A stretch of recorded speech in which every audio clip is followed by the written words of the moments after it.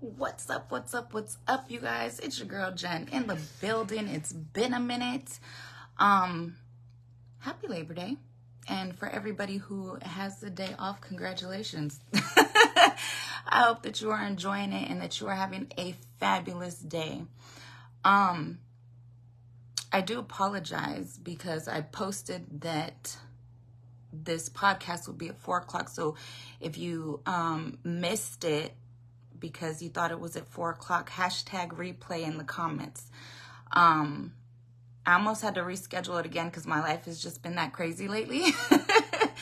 And the time that I thought that I would have to do this podcast is a little bit short. So definitely want to jump right into it. The topic that is today's conversation is the difference between friendships, relationships, and situationships, right? So as a single person, dating conversations come up. You know, are you dating? Who's married? Who's doing this? Or did you see so-and-so's dealing with this person? And you know, in talking to people and their experiences, and even in my own, you know, I realized that dating in this generation has definitely changed. I've noticed that there is a lack of commitment, and that can be due to many, many things. But, you know, you see people who are in friendships, quote unquote, or situationships, or you see people who are married but are dating, or, you know, like I have mentioned in the post before, people who are now open to having, you know, an open relationship, or polygamy, polygyny, polyamory, all those different polys, right? But I want to stick to the basic relationships, right? I want to stick to the friendships. Friendships have different dynamics, and I'll leave that up to you to determine what those are for you. Relationships fall under many different dynamics, like I just said, you know, poly, open, you know, whatever the case is. And that is going to be determined by you and whoever you're dealing with and what expectations are in that relationship. And then the most complicated one is the situationship. And the situationship is, I feel like, what we see nowadays, right? People don't want to get married. They don't want to commit. They don't want to have titles. They want freedom in their life. And freedom can sometimes be free from titles. And that doesn't make you any less emotional or committed, depending on who you are. So let's first break it down. If you have a pen and pad too, by the way, please feel free to take notes, because this is going to be some good stuff. I myself took notes. So if you see me looking down just a little bit, I'm just looking at my notes because I didn't want to miss anything, and I don't want to ramble and go off topic. So, relationships or friendships. Let's start with friendships. What's the definition and difference, you know, from a friendship to relationship or situationship, right? So friendships are a bond based on mutual respect, admiration, different affections towards each other, a level of, you know, respect, trust, shared interests, things like that. You know, you become friends with people who are similar to you. You attract people who are like-minded, who are like you, right? So all of that, but typically without romantic or sexual involvement. So that's a friendship. Now, relationships definitely have a deeper connection. And it typically involves, you know, the romance and the sexual involvement, but more so a sexual commitment as well to one another, depending on the situation. But it also involves emotional intimacy and long-term intentions, usually. I mean, when you get into a relationship, you are pretty much deciding that, hey, I want to see where we can take this. Is this something that can grow into a marriage or a love commitment or whatever it is that you do, because I know some people don't really believe in marriage but still believe in commitment, right? And then you have your situationships. Your situationships are definitely under the umbrella of ambiguous, right? It's an ambiguous connection that falls somewhere between friendship and relationship, but there's not really a title. So therefore, the term situationship came up. Now, situations may involve some level of, emotional or physical intimacy. Usually the way that I gauge it is, if you've crossed the line, hey ma, if you've crossed the line, and you are having sexual intercourse, encounters, whatever you want to call it, with somebody, then you're no longer just friends. That's out the window, because you've crossed the boundary of friendship. And friendship usually doesn't include the sex part. So the way that I gauge it is that if you get into a relationship, will you be able to tell your spouse about this person? Will you be able to include this person in your life with your spouse knowing about this person? That's kind of how I gauge it. If I'm your friend, then there's no sexual encounters. So, situationship, unclear, right? So then we move on to, what are the intentions and expectations of each relationship? Because each relationship is very different, right? I mean, it's still a relationship, but it's very different. The requirements are different. So in a friendship, the friendships are usually based off of companionship, right? The companionship that you get from your friend, the support that you get from your friend, right? Like, the people that I call friends are people who I would take advice from. These are people who I call when I'm having a hard time, and I know that regardless whether I'm right or wrong, they're going to support me, but still let me know where I'm messing up, right? Because your friends, if they really love you, they correct you. Friendships usually have shared interests, but again, generally no sexual involvement. When it comes to the intentions and expectations, there's no sexual involvement, there's no sexual attention, none of that. Now, relationships are very different. Relationships, they do involve a mutual commitment, on both sides. Hey, this is what I want with you, and this is what we're going to do. That's when people get married, things like that. Hey, you know what? I see you as my life partner, and I really want to make this move with you. So I'm committed to this relationship. I'm committed to making sure that whatever happens between you and I, that we can always work it out. So being committed means longevity, right? You see that relationship going somewhere. So when you see something going somewhere, you usually have shared goals, shared visions. You plan your future together, right? So this isn't something that we're doing for right now to pass the time. This is something that I really want to do in my life, and I'm committed to it. That's the intentions and expectations of a relationship. Now, with situationships, there's really no direction. There's no clear expectation depending on who you are and what you require.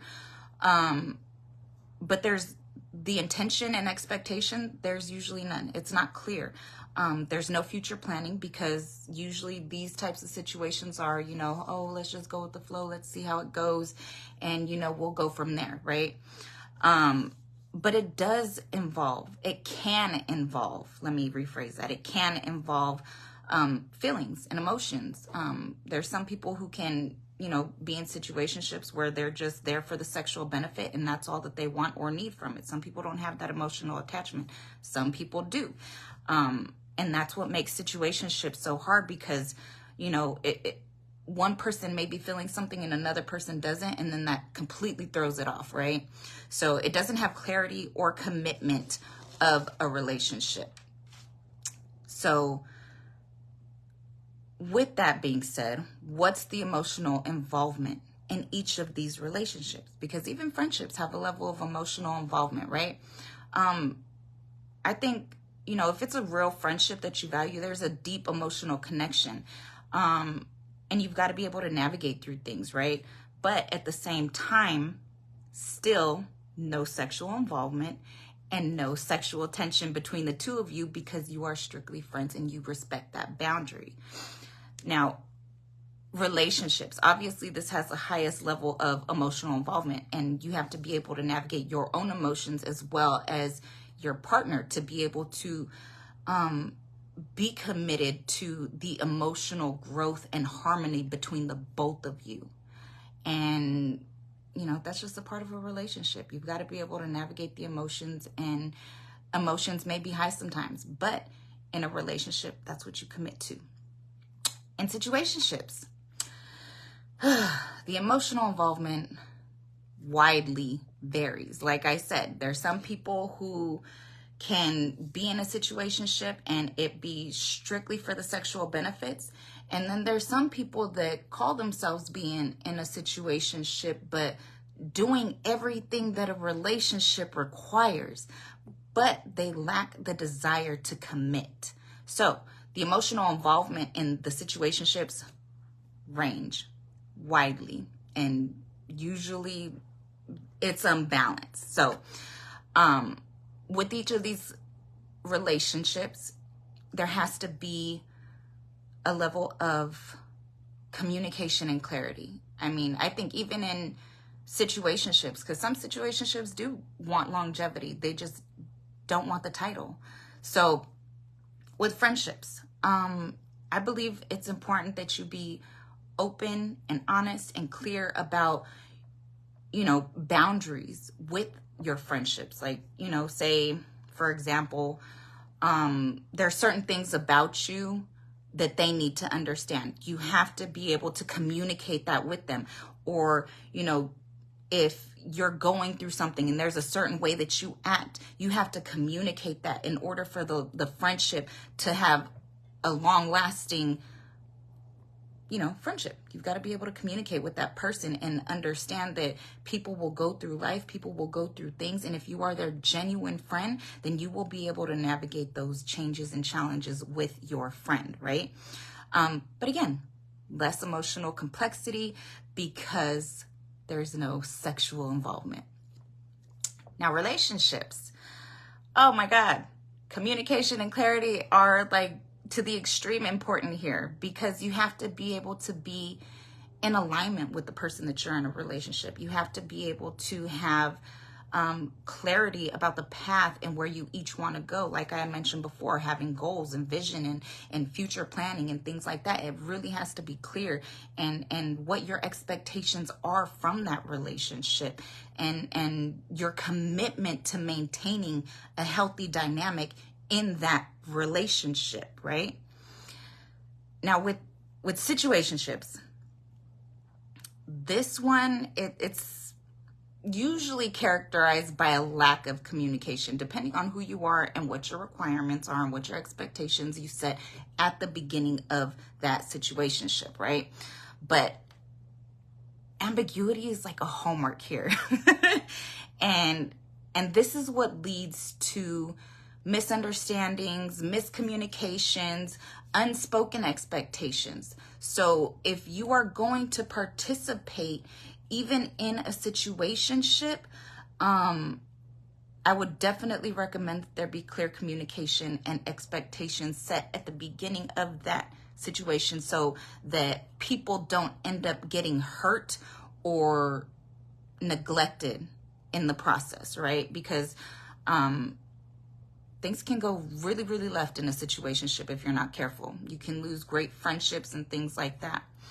Now, the different levels of commitment in each relationship, I think that friendships do require a level of commitment, because when you have friends, right, those friends don't always, let me word this wisely. Okay, let me say this. Friendships, the level of commitment is based on loyalty to one another, right? Their support level when it comes to you. How much can you depend on that person? And the mutual bond between the two of you.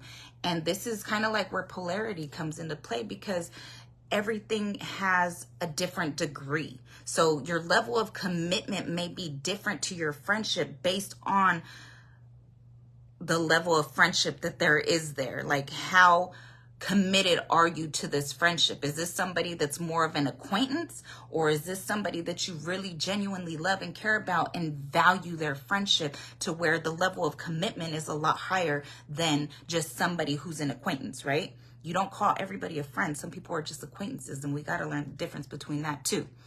Hello. Oh, thank you, Rose. You're so sweet. And then on to relationships, right? The commitment level is obviously a lot higher depending on what type of relationship that you're in. Because like I said, nowadays you're seeing more people that are open to poly relationships, whatever that may be. The man with 2, 3, 4, however many women he has, or the woman with however many men she has, or, you know, whether you're just with a bunch of people, both of you. I mean, it is what it is, right? So, the relationship involves a strong commitment, and regardless of what type of relationship it is, you guys all have to be able to come together and have the same level of commitment for that relationship to work. And that does include, you know, the things that we had mentioned in other relationships, like the exclusivity part, the life goals, the future planning, things like that. Everybody in the relationship has to have a common goal for the commitment to be there. Because if you guys are seeing things differently, or if you want different things in life, the level of commitment that you need to make that relationship work isn't going to be there. So eventually it'll fall apart. So make sure that you guys are all on the same page in that relationship. So situationships are known for lacking commitment. That's usually where situations come from, is the lack of commitment, the lack of clarity. One or both people avoid defining the relationship to, you know, keep your options open, to reduce your level of responsibility to that person, or, you know, their own fear of commitment. Like I said, there's people who are in situationships only because they choose to refrain from using titles, because they are scared of commitment or what that marriage brings, or, you know, things like that. Like, will I be able to get out? What if this happens? What if that? So there's a fear behind that, right? So commitment levels with all of these relationships change, or they're different, very different. So some of the challenges that arise within these relationships, I kind of mentioned a little bit before with friendships, right? So friendships, people are living their own lives, doing their own thing, and sometimes friendships, they change, right? So you've got to be able to maintain boundaries throughout a friendship. You know, for example, you have friends who you've been with for a long time. My best friend, I've known her since I was in middle school. And, you know, we've gone through different relationships, different times in our lives. And throughout those experiences, we had to be able to maintain boundaries with one another. There are some things that I expected or that I required, and there's some things that she expected or required within those situations, right? So really being able to maintain boundaries in your friendship is important, but doing it with love, you know? Dealing with changes and challenges in each other's lives, because you guys aren't as connected as other people might be, you know, in situationships or relationships, changes in the household, things like that. So you'll have to sometimes step in and help them deal with that, right? Navigating feelings. I think with friends is kind of important too. I mean, it's actually really important because throughout friendships, we all change, right? We all grow, and we become different people within this friendship. And sometimes we change in such a way that, you know, we're no longer in alignment with those friends. And so you have to be able to navigate those feelings and go with those transitions smoothly, respectfully, while still honoring that friendship, right? Especially if, you know, you're a friend and navigating feelings of the other person developing feelings for you and you not feeling the same way, because it happens all the time. You can be friends with somebody and, oh my God, that's my best friend and I should have known it all along, but I'm so in love. Like, it happens, right? It happens. So yes, exactly. Be transparent in those relationships, and the challenges won't be so difficult to navigate. Now, with relationships, the intimate relationships, the romantic relationships, it requires ongoing effort to maintain a connection. So that's a challenge in itself, because like I said, people grow, people change and become different people. So when you are in a relationship, in a committed relationship, you are committed to loving that person through every stage of their life, of their transition, and helping them go through that. So communication and trust is huge in a relationship. It has to be there. You guys have to be able to navigate life changes. You have to be able to navigate hardships together. You have to be able to go through life goals and be able to disagree respectfully. I think I posted something earlier this week that, disagreements are okay, but disrespect is not, right? So conflict management, super important. Once you start losing respect for one another, the relationship just slowly starts dwindling. I've seen it myself. I've seen it in my relationships and other relationships. Once you lose respect for somebody, if there's no change, then you might as well just kind of let it go its course and remove yourself. Because once somebody doesn't respect you, it's kind of like a wrap. So in situationships, there's also challenges, right? And there's probably, with situationships, it's more so the confusion, the frustration, the emotional hurt that can come with it, because there's no level of commitment, right? And people develop feelings, and one person may develop more feelings than the other. There may be some type of emotional hurt because of unclear boundaries or expectations, right? The quickest way to be disappointed is to have expectations. And when those expectations aren't met, that's what leads to the disappointment. However, if you're in a situationship, those expectations are unclear. So you're expecting somebody to know exactly what you want when your guys' relationship isn't even on that level, right? So unclear boundaries, mismatched expectations, and the likelihood of a one-sided emotional involvement, because the way I see it is that men are more apt to having a situationship because they can have the sexual encounters and have no emotional attachment. Women are a little bit different. Women are the ones who usually have the emotional attachment. So got to be careful when you're dealing with the situationship. And when those challenges arise, usually, depending on the level of the situationship, right? You'll have to navigate those on your own. If you don't have somebody who really values you, who really cares about not just, the sexual benefit, but the friendship behind the situationship as well, then it's going to be difficult, and you'll have to transition or figure some things out on your own. Take some time to really understand where you are in your life, because in those situationships, people change, situations change, and what you want may change. So you got to be clear about that with yourself in the situationships as well. So I want to talk a little bit about the social perceptions and stigmas too. Friendships and relationships are generally seen as good things, right?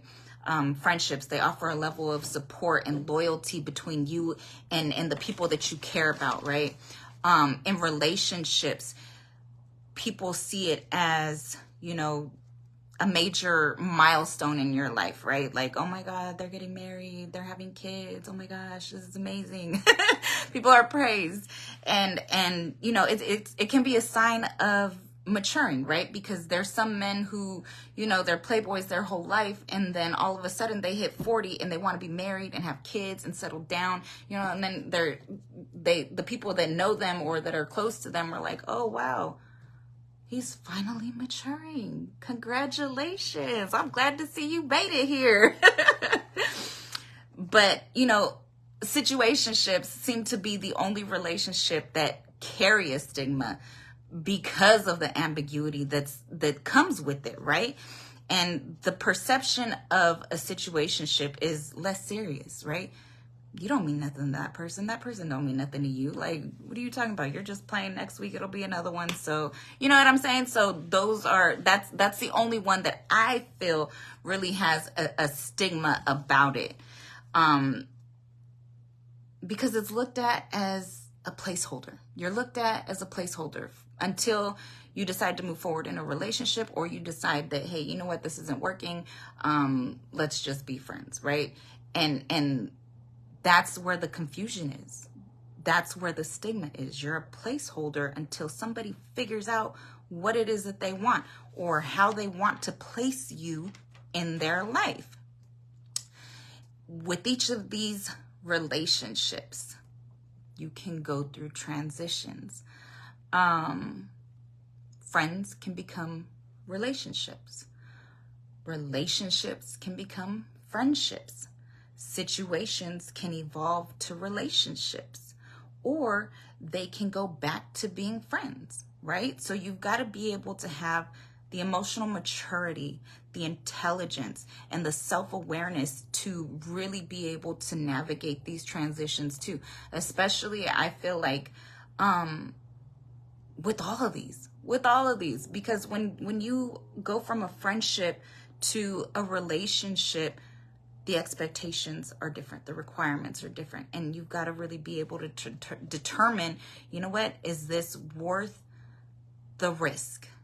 Because as we know, a lot of people don't date their friends because they're afraid of losing the friendship. Because once you get into a relationship, it's got a lot different requirements, right? The same thing with, situationships to relationships. There was a lack of commitment there. So when you decide to go from a situationship to a relationship, then there's a different level of commitment. There's different expectations, and transitioning from a situation that isn't clear, that wasn't, clear on the expectations either, to this is what we want, this is what we need, this is our goals, this is what we're going to do, right? So that can require a lot of emotional maturity as well. And I think even going from a situationship back to a friendship, because like I said, people change, requirements change, situations change, views change, right? And what worked for you before may not work for you now. Like, you may have been okay with, or you may have been in a place in your life where commitment wasn't a priority for you. But as time went by, who knows how long these situationships go on for. But if there's years behind it, people change, right?